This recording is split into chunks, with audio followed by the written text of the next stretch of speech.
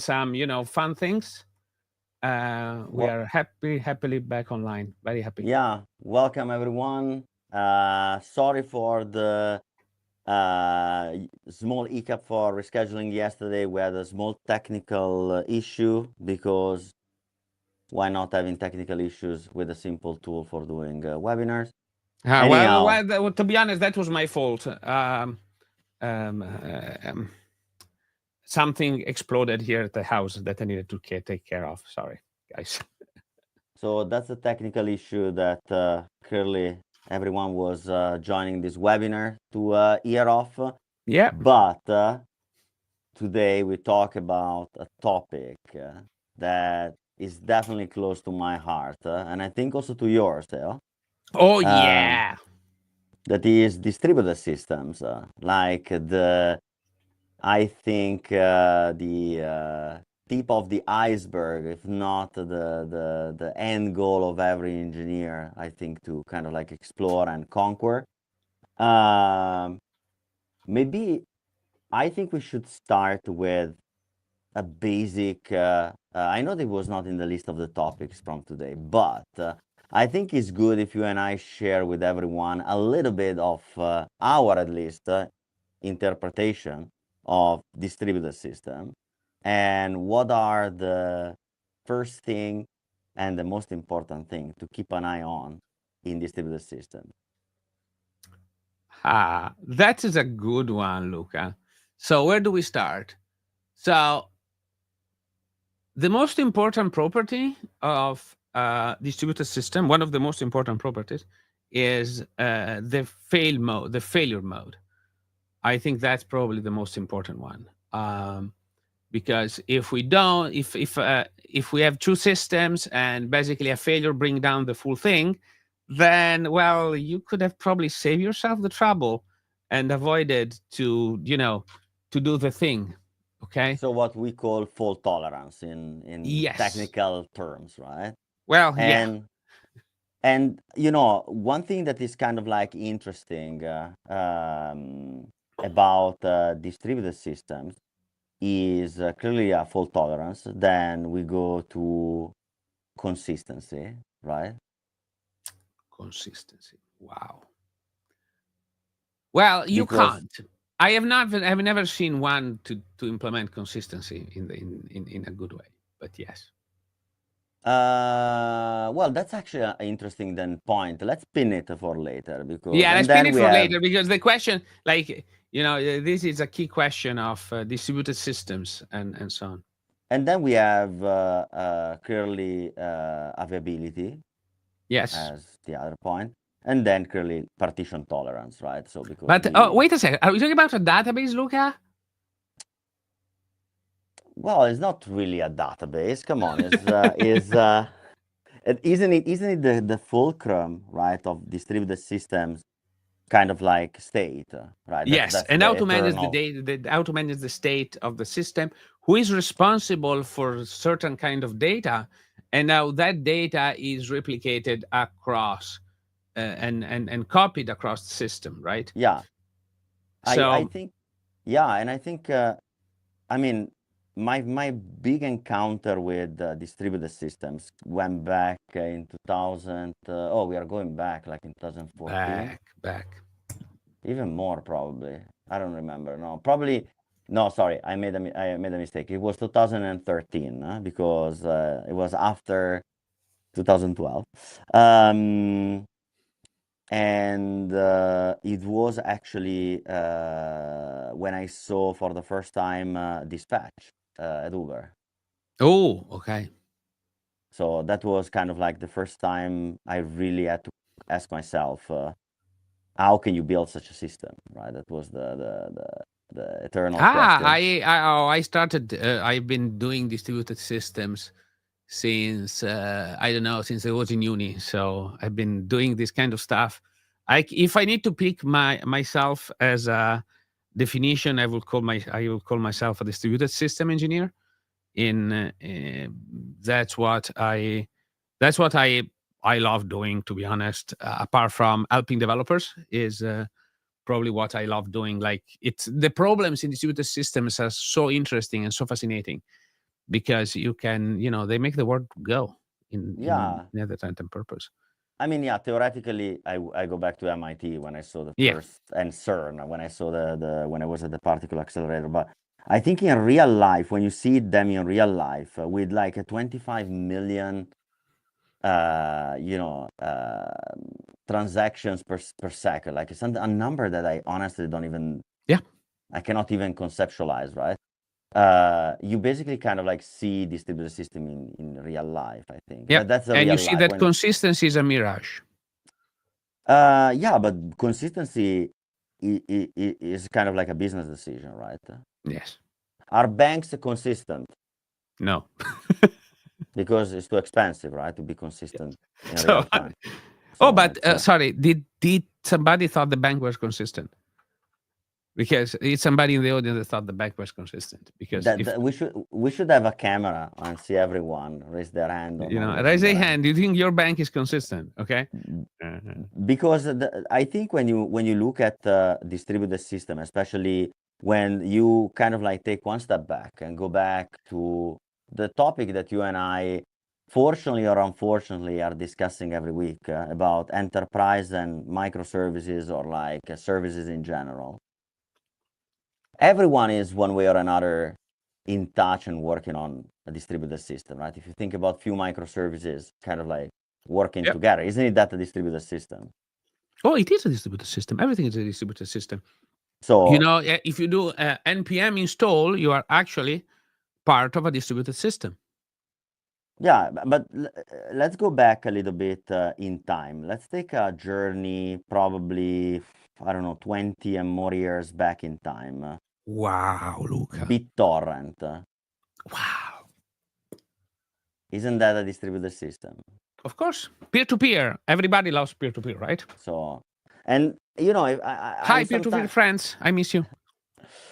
But, it's kind of like interesting how, we are using distributed system every day, and we kind of like are abstracted from that complexity. So today, I think what I wanted to do is to like share our knowledge, share our banter with people about our experience in distributed system, because I think we can call ourselves, like you were saying, distributed system engineer. We've been designing systems where distribution was not even have to discuss. It was a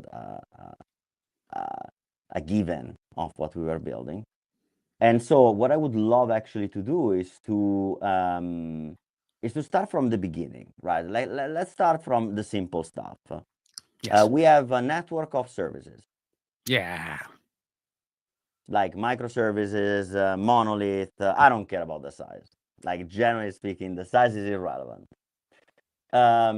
And we needed to kind of like make sure that this system at the end is resilient. Let's start with something even higher level, resilient, right? And we go back to your point. So fault tolerance. Where do you start? What do we look at? What when you and I are in front of a whiteboard and we are given this problem, where do we start as first? How do we unpack this problem? Like, our customers has been asking this question for, like, I don't know, we started working each other in 2016. So next year is 10 years that we are doing the show. So it's 9 years that we are doing the same stuff. So what is the main point where we start with the them? key question is, it's resiliency. Okay. It means, first of all, you should start asking, resilient is against what? Okay. What are the problems that your system, what you want to, harden your system against, want to be resilient against? Okay. What are the problems that you need to solve? Now, the first typical problem in a distributed system, okay, is the target service we want to talk to go down. Okay. Or, okay, and there are two problems here. Okay. So the service, so I'm making a distributed a network call. Okay. That connection can go down at any given time. Somebody can take the big scissors and cut that TCP connection for no reason whatsoever. Okay. That can happen. Okay, but just one point, Theo, just for me to understand, right? When you say connecting to a service, what you are basically saying is that any given service can be Yes. Stripe, can Yeah. be Yeah. Contentful, can be the service that you Yeah. build. But Yeah. there is some sort of point-to-point connection. Yes. And this service A depends on service B. That's Yes. the assumption, right? Yes. Yes. Okay, because let's give a context to our users. Usually what we do, we draw who is the real consumer of this chain. Right? So where does the chain start? I have a Yes. website that connects to a web service to basically get the product list. Like keep it simple, Yeah. right? Okay, and this product list connects to SAP to get all the product IDs and the availability. Like I'm randomly imagining an e-commerce scenario. Yep. Okay, perfect. No, sorry, just to set the stage for everyone, Yeah. right? Yeah. So there's a chain of microservices. The fundamental problem is you want to harden the system, make the system resilient against a certain class of failures. Okay. Yeah. So most important part is, for example, keep the home page online. Okay. The second most important thing, okay, for example, of an e-commerce, okay, is having the full, checkout flow, keeping online, okay. Mm-hmm. From I can put myself in an object in a cart, something in a cart, then goes into the cart, then goes into the checkout, and then I can pay. Okay. Okay. If any of those things goes down, okay, my system stop making money. Okay. Now, if the service that computes, that generates the invoices, okay, goes down, it should not bring any of that down. Okay. I should make my Correct. system completely resilient against failures on other components that are not critical for me receiving the money. Okay, is as brutal. It's brutal. Okay, if the checkout is down, I'm not making any money. Okay, I need to be making money. So this is the business of an e-commerce. So that's the problem. Okay, if it goes down, next. Okay. And So okay. how can we make it so? Okay. So the first part is all those services needs to be alive. Okay. So it means, okay, in essence, that okay, what does it mean if how can we keep that alive in case of a failure, for example, on the product catalog? Yeah. Okay. Now, in case of a failure of the product catalog, well, how can we do that? Well, we need to have some cache in place. Okay. We need to make sure that in case there is some we can't get some details of a product for whatever reason, we have some cache in place. We can read this information from somewhere else. Okay. That it's can be kept on in sync, or we know it's stale data, but you know what, we can use the stale data. Okay, if you're using HTTP caching, there is this nice stale if error kind of condition that you can put, and you can receive the data even if it's it's not up to date, but look, it's better than that. Okay, second part is, and this is the second biggest problem, okay, what if the inventory is down? Okay, now if the inventory is down, you need to, and you want to be making resilient on that. Okay, now there is you have some no idea of what the inventory was. Okay, now the risk there is, well, I cannot compute right now if an object is there or not. Okay, so because the service is not responding, okay, is down, what can we do? Okay, well, the important part is making the sale. So we assume that that object is there, and we need to build a full, provisional sale flow in which we make some deposit on the credit card of our buyer, but we settle that a little bit later on once that system comes back online. Now, designing this whole, failure scenario, it's a headache, really a frigging headache. Okay, like I have, because you need to start thinking what can go down, what can fail, what can, and you can see a lot of e-commerce is not built for a certain level of scale, that do not think about those problems, okay? And then it's big, big, big, big, big, big, big. If they have some downtime, it's a massive pain. But all major systems can go down selectively and so on. Plus, there is redundancy across regions, across other things, and so on and so forth that you can take into account. Yeah. So, but I think you said something interesting about caching, right? And yeah. e-commerce. And I think what is interesting is kind of like, and you and I can look into that for some of the customers in the past, but you know probably where I'm going. So I have a user that logs into a system, right? Yeah. And this system, whatever, is an e-commerce. Mm-hmm. Is more important that would you actually have some sort of like a carry-on session? So would you actually transfer the session across services, or would you keep the session centralized in one place and just transfer your session ID between hop from point to point? Imagine that you're building a shopping cart, right? Which is need to be session based, clearly, Yes. hopefully. What would you do? Would you actually set the cache in a database and then by reference go there, or would you actually carry from request to Well, request your session? okay. It really depends how much you want to suffer and how much you want to pay for bandwidth. Okay. Usually, suffering is less important than bandwidth, and therefore you probably pass it around all the time. From my But point of view. why bad? I mean, we are talking about like neglectable amount of data, unless you don't Well, have a it's shopping cart not. with It's 100,000 items. generically it cannot. It doesn't necessarily need to be. Okay. So the problem is if it's also latency. Okay. So the problem is if every single time I'm passing through an app, the top needs to make another call to another service to get some data. Okay. Mm-hmm. And every hop I'm getting is doing this round trip. Okay. Basically, every single hop, we are essentially losing a lot of, we are doing a lot of more transfer inside my network, as well as a lot of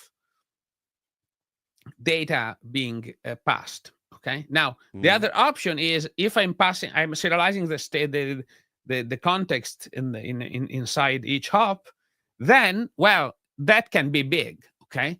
And therefore, I'm passing it around on that main call. Okay. Which means that main call becomes slightly bigger in that sense. Okay. And therefore, I could technically do less per connection. Okay. However, it's a fake metric in that sense, and because you see, I can make more because I transfer less data, so it's actually smaller. Okay. And the net, consider the amount of data I can move on a network pipe that which is fixed at pop. I can't do transfer more than that. If I move it on the other side, if I put it every single time there, of course I can transfer less. But then the other service will need to fetch that thing all the time. So in reality, but the main problem anyway, and where it comes to suffering is if that top service goes down, all the services are down. And this is where it's that's where the Yeah, biggest problem, the failure mode. because if you put your session in a Redis instance, for example, right?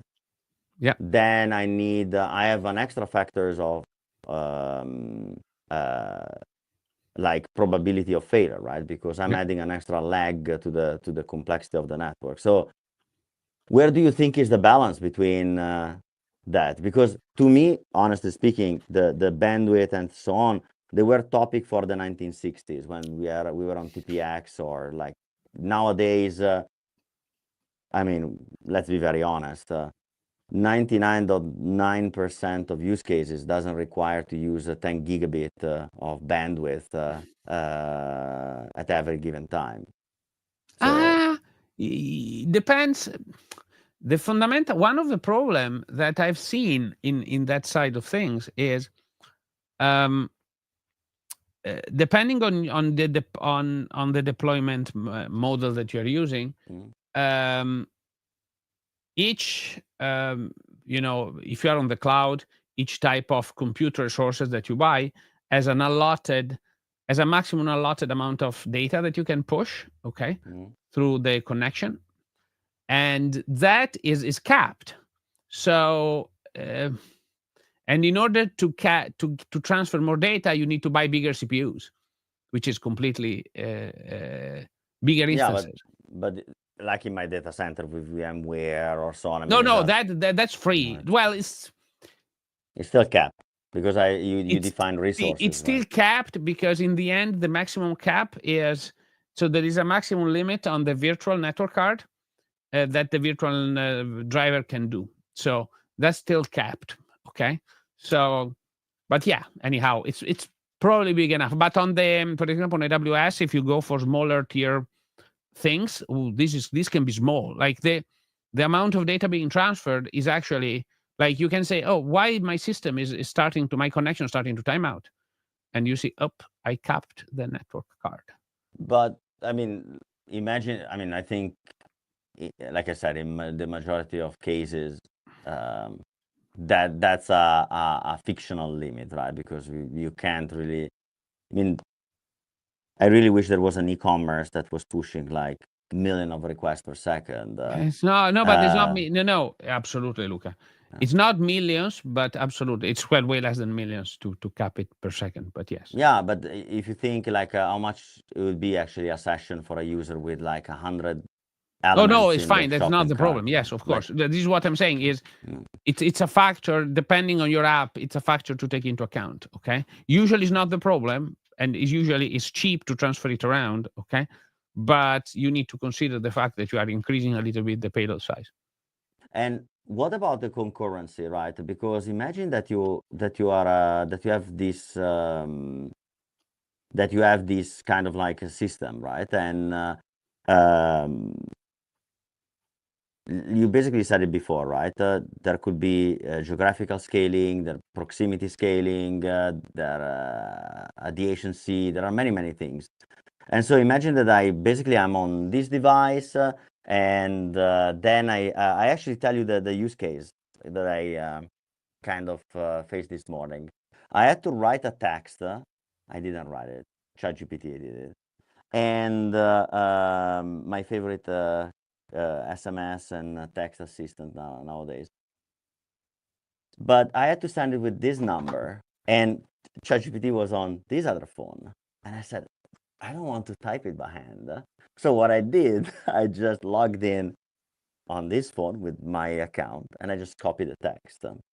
And I said, this is kind of like a typical, I mean, this is not exactly the perfect use case, but imagine the case where you have a balancer and you do like reconnect and so on, right? So if you keep your session floating around, how would you actually handle that use case?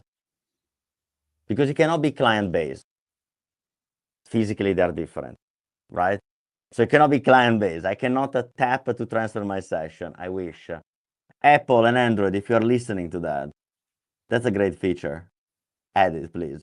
That was an ad for our friends at Google and Apple that might be listening. But how would you actually handle then that scenario for reconnection in a distributed system where you have a share session? Now, it is a problem. Okay. You said something very important. And what people don't realize when you talk about all of these things. Okay. In a world that is distributed, okay, either you need to have somebody, someplace in your system that hold the truth of what the state is. Okay, somebody calls this the master of record. Other people, they can call it the leader. They can call it whatever you want. Okay. However, this system, okay, holds the true part. What is the current state? Yeah. Everything else, okay, is essentially synchronizing the state. Okay. Now, so cool if you are using the Amazon, because so we name all three, so we are not, so we are mentioning all the bigs. Okay.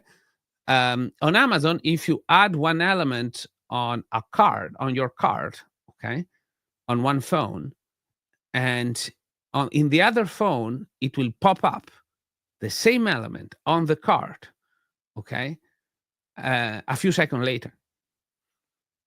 How is that possible? Okay, well, because in reality, what we hold in those devices is not the actual data. Okay, well, it's the data, but typically it's a optimistic copy of that data. Okay, Yeah. and then whenever there is something that needs to manipulate with that data is actually made real, made up to date, so that and synchronized with the state that is upstream or when it's reconnected. Doing this is actually super damn hard. Okay. I mean, distributed systems are not easy. That's why. And Oh yeah. Theo, I was looking at the time, and I just, I want to be sensitive Yeah. to our topics, but I have, unfortunately, I think that's the nature of our even relationship. We start with an idea, and then we talk about something different. But one thing that I wanted to kind of like touch base that was a topic that we promised to touch was the eternal discussion when to use REST and when to use GraphQL to solve some of the distributed system problems, which I think is a very misleading point that we promised to discuss. To be honest, in Italian we would say con il senno di poi, so with an afterthought. Probably I would have talk more about the strategy of communication between services, but you live, you learn. But maybe we can demystify something about REST and GraphQL, because when Okay. you So and I I, will start with. So first of all, I will start with GraphQL. Okay. Full disclaimer. Okay. Platformatic is a member of both the OpenAI Initiative Foundation and the GraphQL Foundation. We love them both. Okay. They are both great. And we have no real preference between them. So what we are saying is generically when one is better than the other. Okay. and it's based on our experience. And It's it's not based an on our absolute truth, right? That's what we okay. want to say, probably. It's in our experience. Okay. GraphQL solves a very critical problem. Okay. So GraphQL solves a human communication problem. So the moment if you are in a biggish enough company, okay, you How have, big? I don't know, you need to have at least 2 teams, okay, maybe of 4-8 people each. So you need to be those developers that cost some money. So they haven't become AI yet, so you still need to pay them. Now you have at least 2 or 3 teams. Okay. Now the problem that GraphQL solves is I have 2 teams, and those 2 teams, okay, one is typically backend and the other front end. Then one is mobile.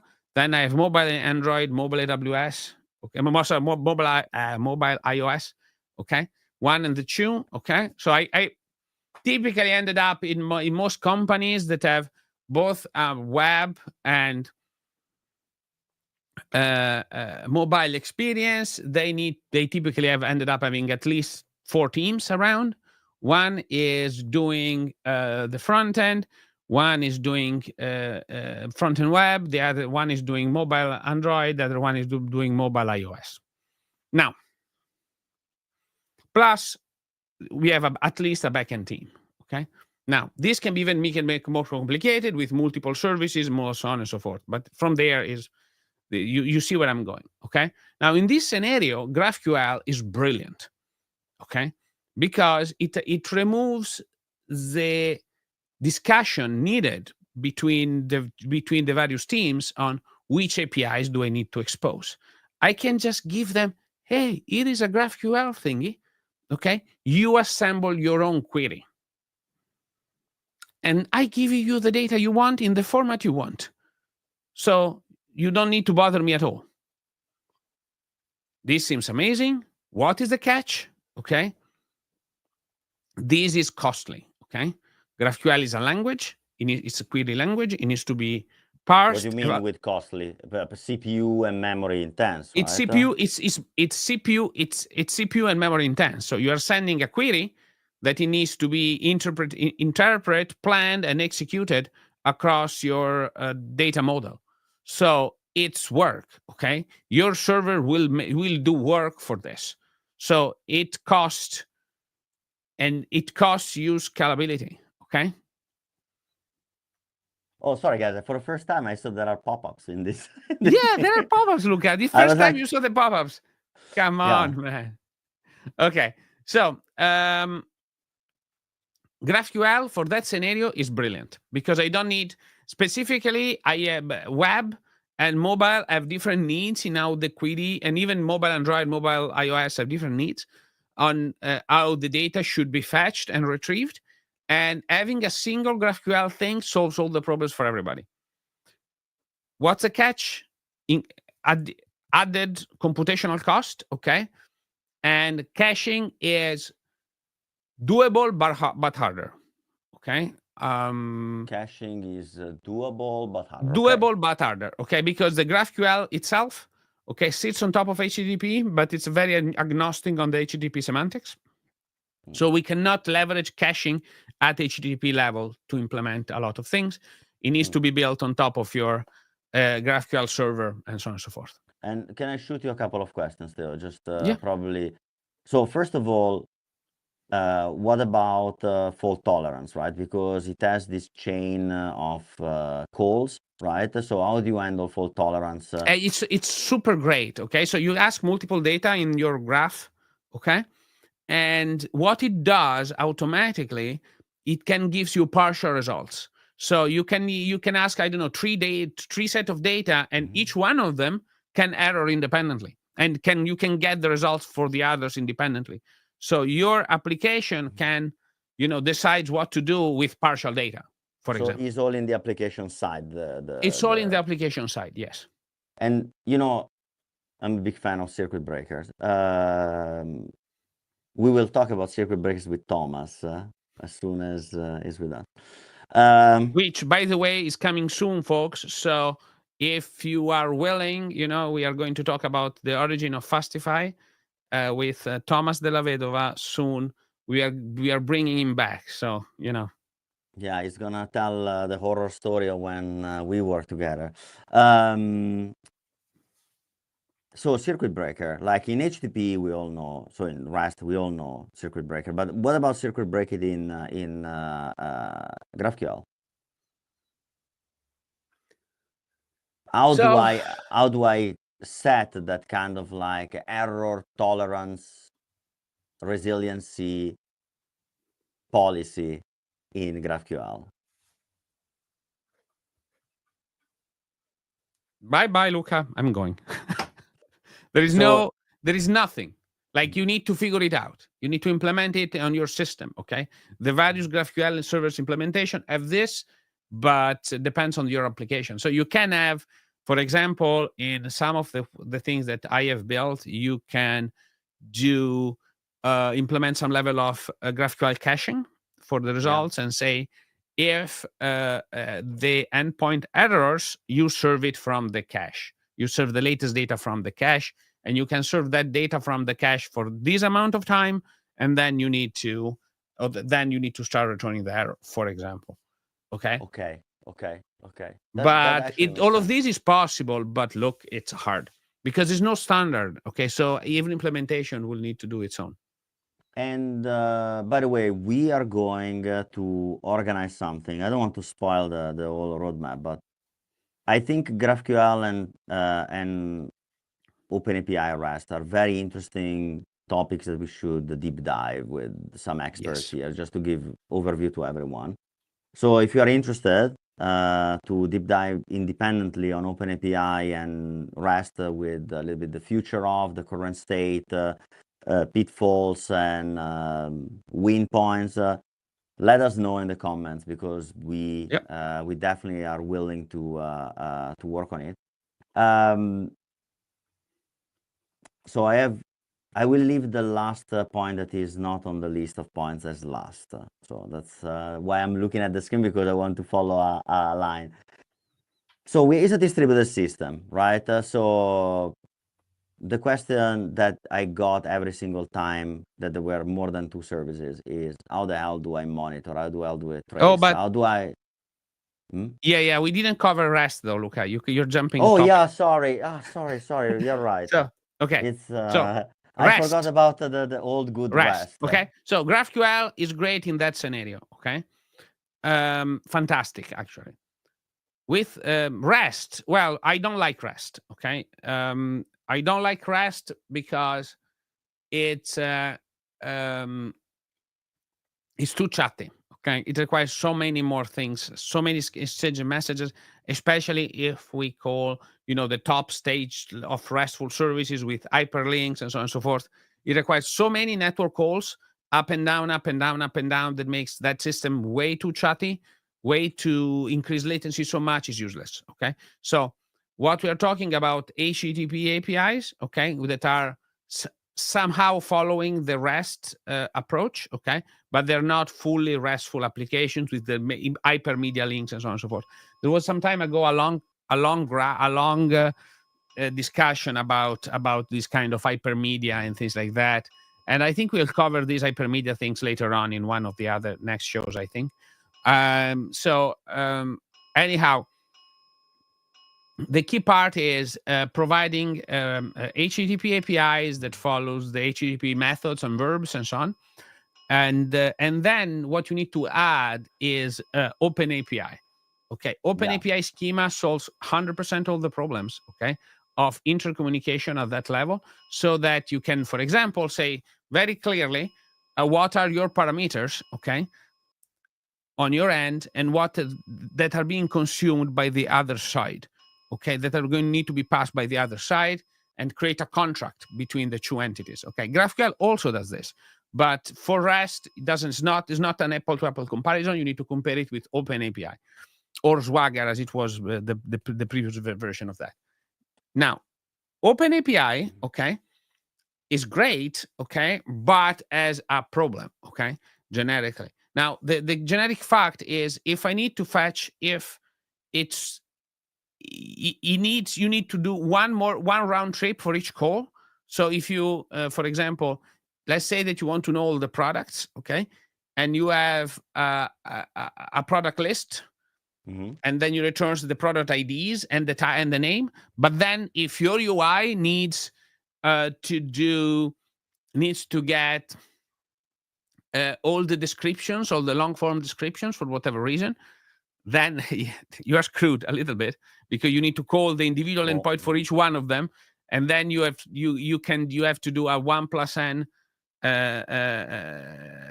situation, and it's really bad from a performance point of view.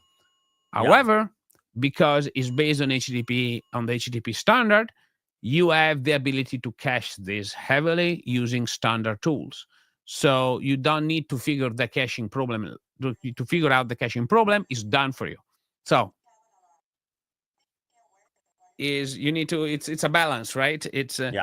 And it's a big balance. So with REST, generically, you might end up with a lot of new APIs. Okay, because with GraphQL, typically you can evolve a single GraphQL schema, okay, over time.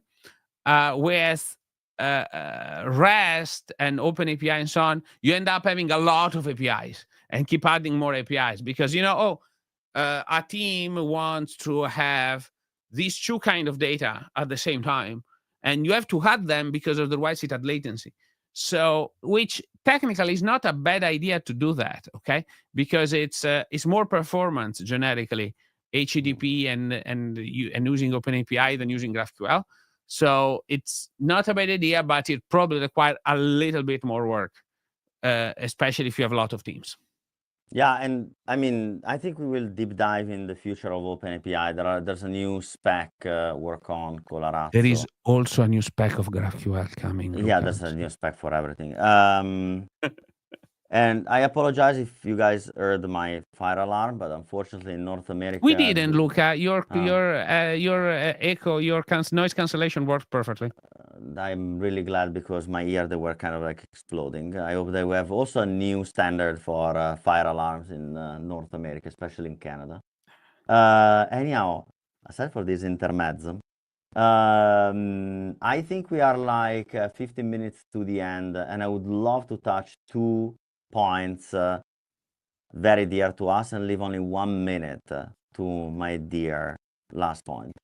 Observability and traceability of distributed systems. Theo, you and I have been asked this question a trillion and a half times, right? How do I see what happens in my system? How do I debug if something goes wrong? How do I know which one is the faulty call? So what would be your first suggestion? Like, I give 2 answers. The first one is that the 30-second solution that is going to save your life.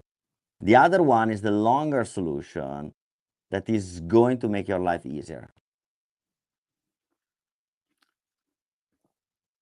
So the one word, open telemetry. Okay, this one is the one that is going to save your life. This is one that saved my life, Okay. and I'm just saying there. If you're not doing open telemetry in a distributed system, you are doing it wrong. And what about why? Give me like an elevator pitch on why I should use open telemetry. Okay, if you have 3 systems calling each other, and those 3 systems are not being, you need to be able to trace, oh, this system called this other system that called this other system, and we are getting 1, 2, 3. Okay, 1, 2, 3. Okay, if not, you are in trouble.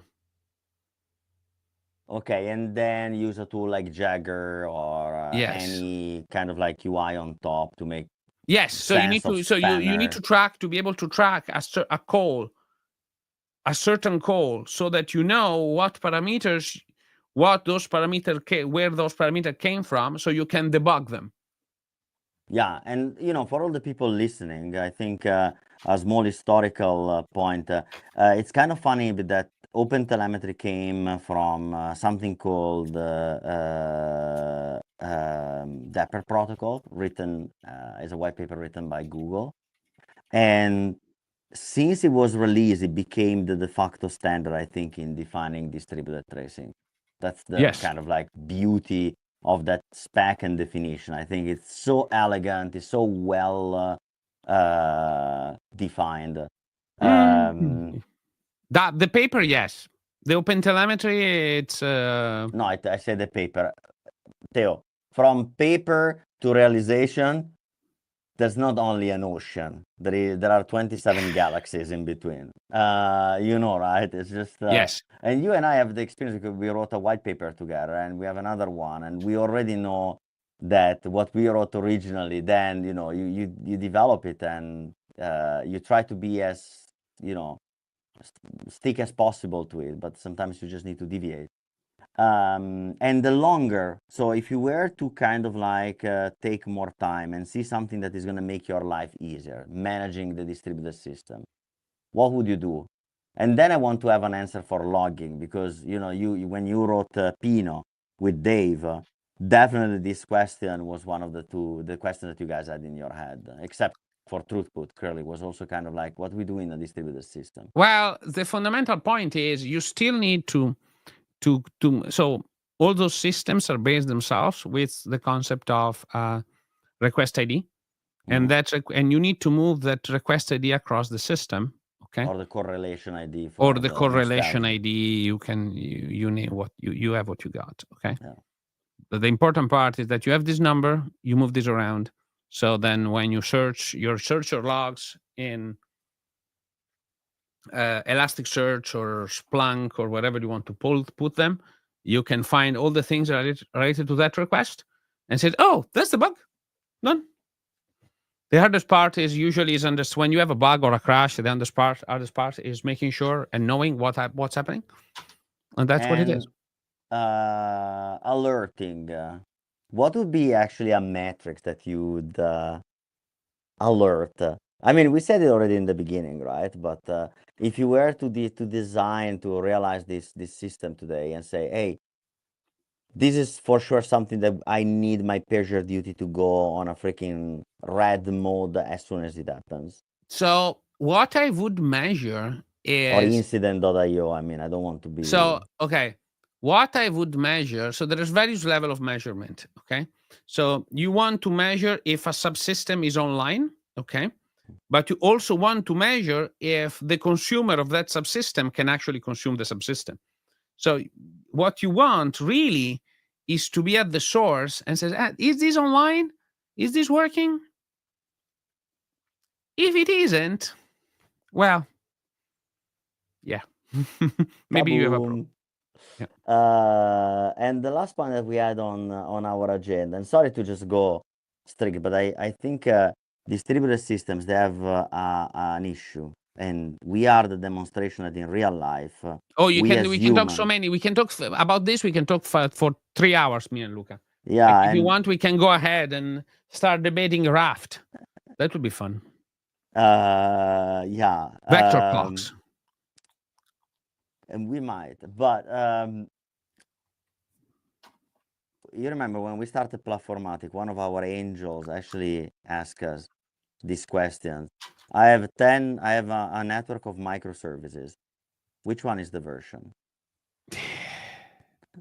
And my answer was clearly shocking to him because it requires, a mathematical or like, a scientific baseline. But I reverse the question to you, and then you can ping it back to me if you want. But how do you do versioning in a distributed system of microservices? So here's the fundamental problem. Once you put an API outside in the world, okay, the only solution, the only safe solution, okay, is to never break that API. Sure. I give you an example. I have an API that my customers are using. That is Yeah, but that's the point. 1.0.0. Once you have somebody using that API, okay, you cannot assume that there is nobody using that API anymore, okay? And because of that, okay, you can never retire it. Sure, but I think and that's the solution. Now, this is, however, not what's happening in practice. Okay, I've seen very few companies implementing this.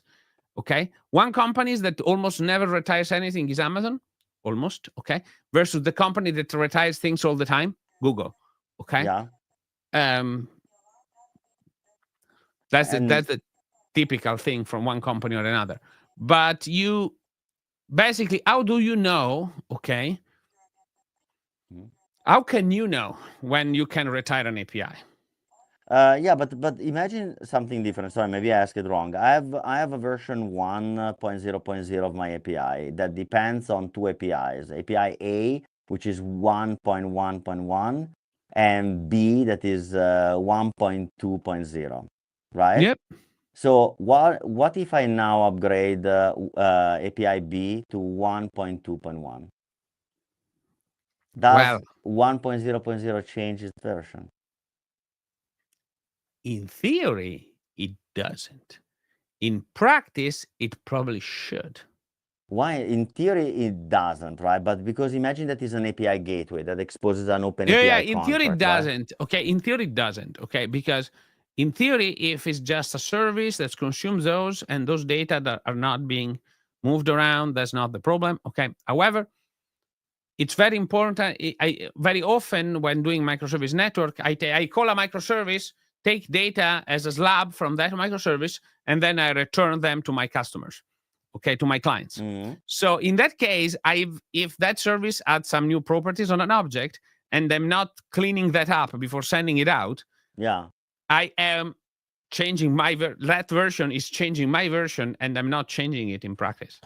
correct. So the easiest way to manage distributed versioning is that your entry point, so your API gateway, given that you should have one, it's basically the one that manages the master version. Yes, the master version. Yeah. And any dependence version, either minor, patch, or major, will always impact the change in the master version, basically, right? So minor to minor, patch to patch, major to major, in a nutshell. Yeah, the answer that I gave was actually a bit more. I believe that actually semantic versioning is wrong in terms of like the format. I think the idea is good, Yes. but I believe that there is the need of having a complex vectorial system behind the scene to handle those kind of dependencies. Why? Because at the end of the day, I think you said it in the beginning, right? We are dealing with a graph. We are dealing Yeah. with a rag of data, right? So Yeah. why do I need to actually overly simplify and flatten the structure when it was never born to be flat? It's born to have a depth, to have an idea of data propagation, an idea of data dependency. And it's not really represented by this kind of like semantic versioning. So to me, I don't know, probably I'm a little bit too on the theoretical and scientific space, but a vectorial representation would be way better. People might argue that semantic version is vectorial. I'm sorry to disagree with you, but math tells us something completely different. Because that would represent only a three-dimensional system, and our dimension is multidimensional. We don't know how many dimensions there are to these APIs. So we should be able to kind of like represent it. But I want to take a step back to close because I think you mentioned it, so you spoiled it. But A little what bit. about concurrency in a distributed system, right? There is a one concept very dear to me, and you know where I'm going. So imagine that you're building a dispatch, Uber dispatch. You are asking for a cab. Many people are asking for a cab. There are many cabs available. How do you ensure that this allocation is not overwritten by anybody else and so on? How do you handle concurrency in data versions and in data mutations in a system, in a distributed system? No, I know Luca, the this answer, but I love to ask the is too question. long. No. No, yeah, I we have 3 minutes to it's talk about the Lamport theorem. Right? yes. It's okay. Doing it in 3 minutes is hard. Okay.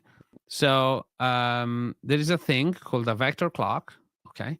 This is what you should be using. Okay. However, this is it's a brilliant idea. Okay. Because you cannot rely on time. Why? Because the time, okay, between two machines, okay, is different at any given time. So, you can't assume that two clocks are the same, okay? Unless you have an atomic clock, okay? So you have two options in the world for dealing with this kind of problem.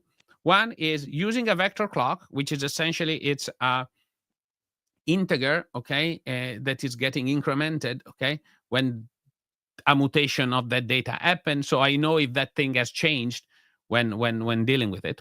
Okay. And I need one for each sphere and one number for each actor in my system, but it's doable. Okay.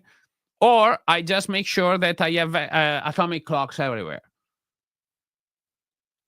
There's a fantastic paper from Google that talks about this problem and how to create a word where you can build databases on top of vector clocks and no, sorry, vector clocks, atomic clocks.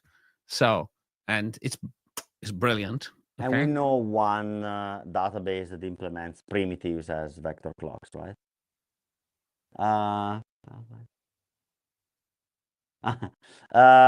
Well, Matteo and I asked these questions many times. It's just We that ask it we all the are. time. Okay. So this is one of the questions that we ask all the time. So if you apply for a senior plus level, you'll probably get some of these questions. And we We are can very old. iterate between these and Raft. Okay.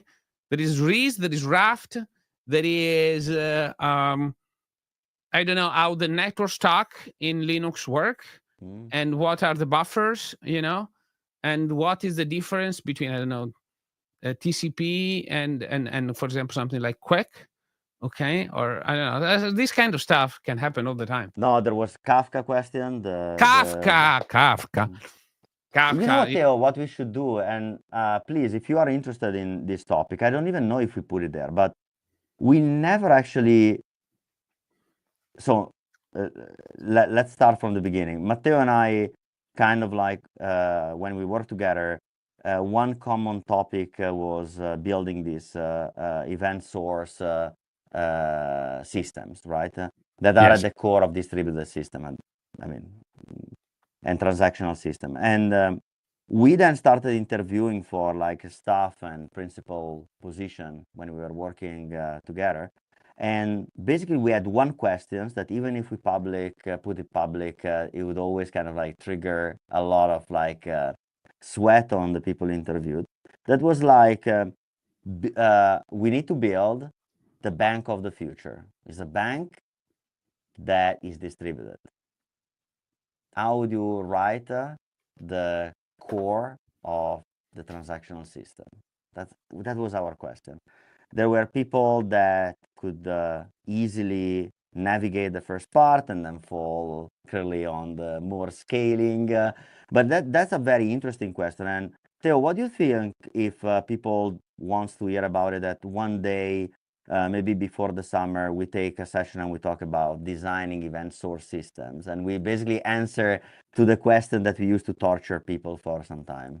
Okay, let's do it. Let's We do it. will have our audience to ask that question, and you and I need to pass the interview, and we Yeah, will kind of like that's a good one. We can design. We design it together. Okay, we will need a nice whiteboard. Okay. yeah, we use Scarlet Draw, and we Okay. can go on and I'll be the design. pen. I'll be the pen on the whiteboard. No, we just do ping pong, like we do Okay. one step at one. We kind of like pass the ball to each other, and we continuously ask questions and see where we go. That's That was perfect. also an interesting question of that Yunong, my friend, asked me during an interview. If you were to design a distributed file system for the cloud, what would you build? And the answer was basically Manta behind the scene. So that's the Ooh, Manta, you Manta. know. Sorry, Manta. guys, Okay. I'm a Joy So and big sorry. fan. To be clear, okay, I was